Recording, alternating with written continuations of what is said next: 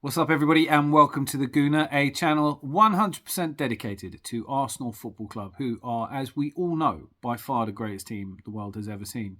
In this video, I'm going to be taking a look back at the weekend, which saw the long-awaited, long-yearned-for return of actual football, proper football. And, well, I went to bed on Friday night early, said a few prayers to the footballing gods, even wore me red Sergio on Saturday just to give us a bit of extra luck so that Liverpool could beat Man City or at least snatch a 1-1 draw that I'd predicted. I'm going to cut that out now.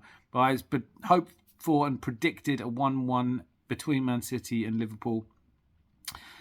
Looked so promising as well when Mo Salah scored, and when I first saw that goal, like I'm sure a lot of us, I just assumed it must be offside, but in fact, since he'd started his run from his own half, it's just woeful defending, and things looked like they might be taking an unexpected and much wanted turn for the best possible result. And then Jack Grealish comes steaming out of nowhere to stop a cross, which would, I think, inevitably have led to a second goal and a 2-0 lead. Might have been more difficult to overcome.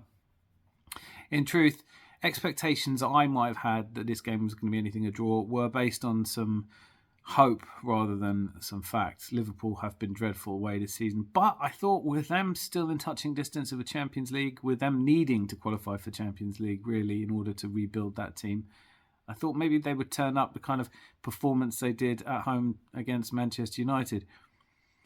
Was not to be. And I suppose if there is one bright thing that comes out of that, maybe it is that Jude Bellingham watched that and absolutely has decided he doesn't want to be any part of that midfield. Certainly on Saturday, Liverpool seemed to play with a massive gap where a midfield should be. They didn't seem to want to press at all, and if they did it in ones and twos. It's just a very disjointed, very lacklustre performance, and one lacking any of the kind of bite that you used to from Liverpool. And remembering that this is a team that last season was going for a quadruple, I think it's testament to the fact that, you know, players are human, and if you put in that kind of level of effort and come up with 2 trophies, that they would probably feel like going into the season. And certainly there hasn't been enough rebuilding done. Football teams are in evolution. And on that note, the evolution of Man City from last season. There are, I don't need to tell real Arsenal fans that we are not top of the table because Man City are somehow doing worse than they normally do. They're doing about as well as they always do when they normally stroll to victories in these titles. But the difference, I think, that you do see is a little bit less hunger. Pep Guardiola looks a bit, to me, he looks honestly like a man who just wants to win the Champions League and then go off to South America so he can manage in the Copa America. I think he's tired of the pressure of being the Man City. I think he's lost a little bit of the love and joy for it, and that's echoing through the team. Certainly, I think Cancelo, I think Zinchenko and Jesus leaving has had an effect. But I also think, and I could be wacky here, I actually predicted a 1-1, but it was based on the fact that Erling Haaland would be playing. Now, you may well think I'm crazy here, but I actually think they're a better team without him. Certainly, Kevin De Bruyne seems a little bit less his usual self. Perhaps he's tired of Man City as well. The stadium, the fans, they've all gotten a bit used to winning and expect it, and there isn't that same joy that you get with Arsenal when we win a game. So I think that finding out that, and look, I'm going to, cards on the table, I was a little bit cynical when I found out that Haaland was injured for the Norway international games. I did suspect maybe there was a little bit of just keeping him wrapped in cotton wool. Turns out that's not the case. Now, he should be back for the Southampton game.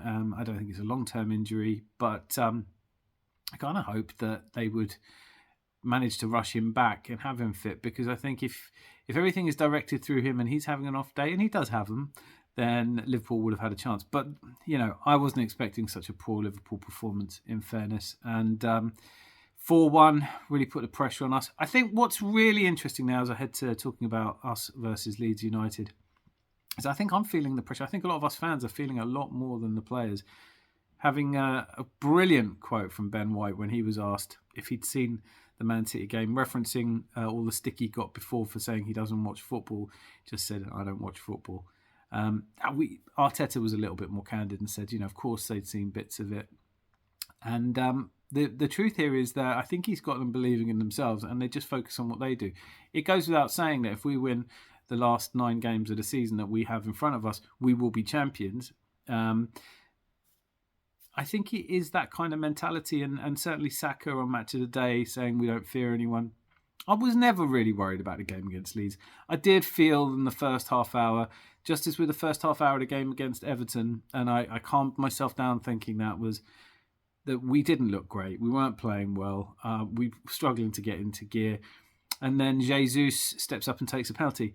I don't think he's a prolific penalty taker, and I'm hoping that he isn't our regular penalty taker going forward. I think he misses about half of those he takes. I think the statistics, shoot me down if I'm wrong, I think it was 13 taken, 7 missed, or 6 missed. So I didn't think he'd miss this. Steps up, slots it away. Ben White, great. He wasn't called up for international duty.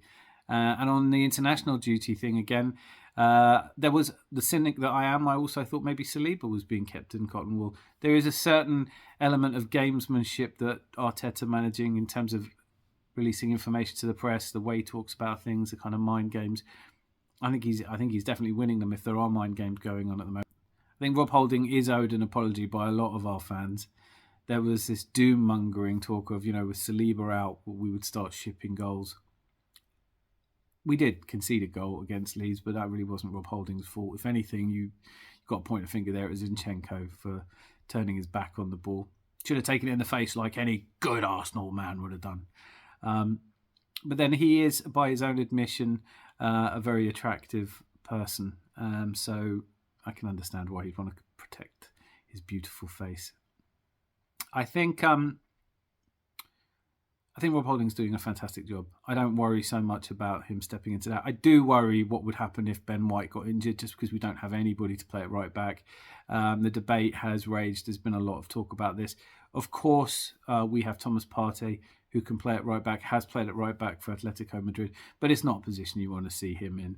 And it would mean that you probably have to bring Jorginho into the midfield. And we lose a little bit in all respects if that would happen. But certainly Rob Holding, another great game.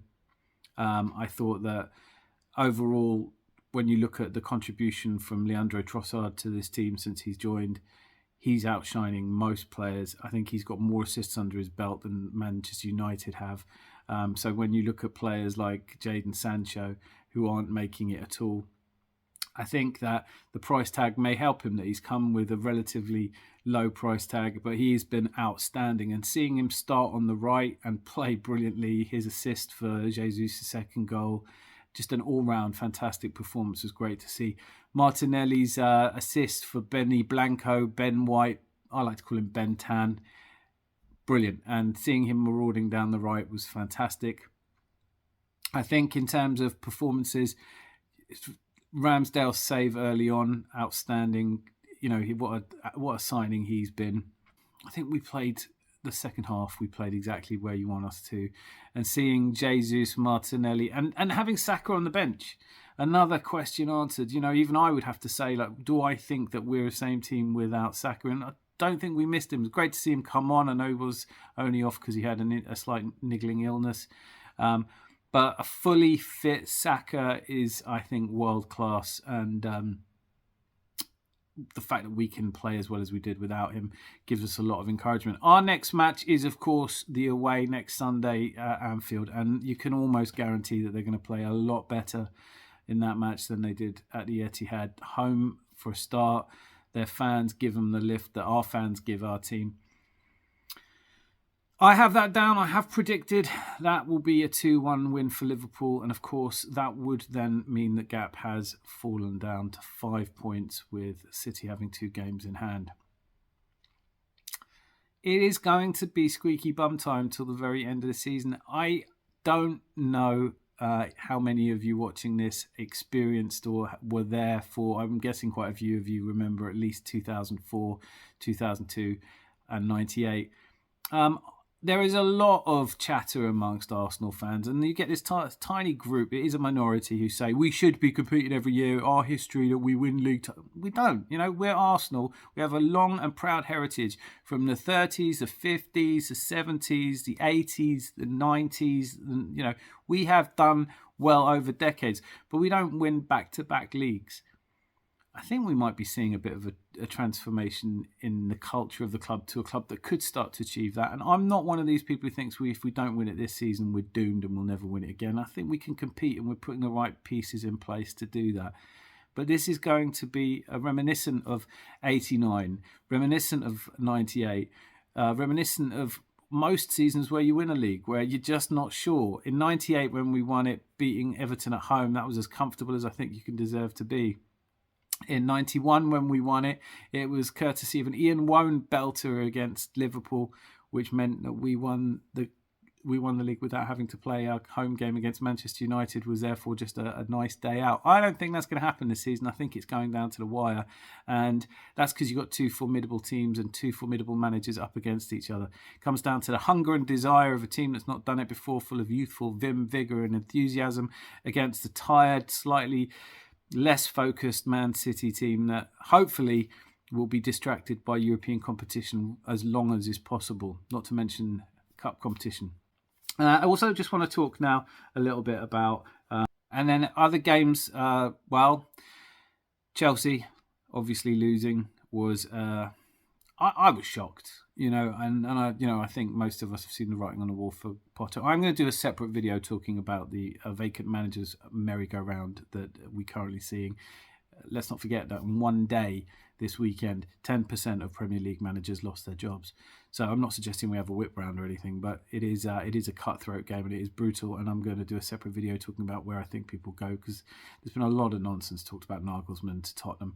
I actually have said for a while now, I think that a better choice for him would be Chelsea. And so I'm going to do a little video on that. But just to quickly talk about Manchester United yesterday as well, because whilst I thought that Saliba and Haaland might be pretending to be injured to keep themselves out of harm's way during the international bore, Rashford, look, it's not my place to criticise anybody. He had an injury which meant he couldn't play for England, but then took a holiday to New York and was walking around the streets of New York, and then is miraculously able to play 90 minutes for Manchester United at Newcastle.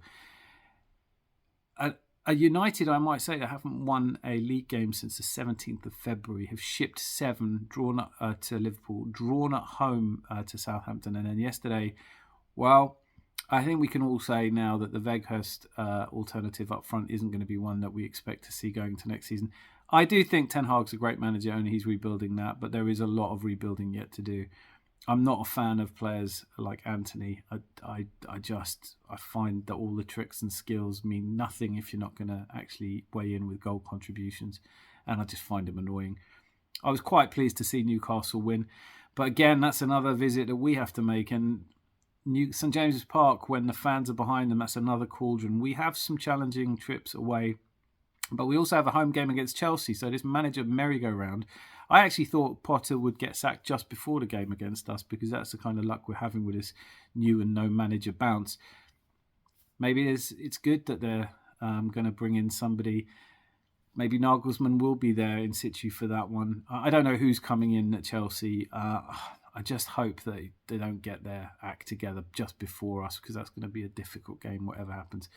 Anyway, great to see football back. Fantastic to see a 4-1 win for the Arsenal. Great performance.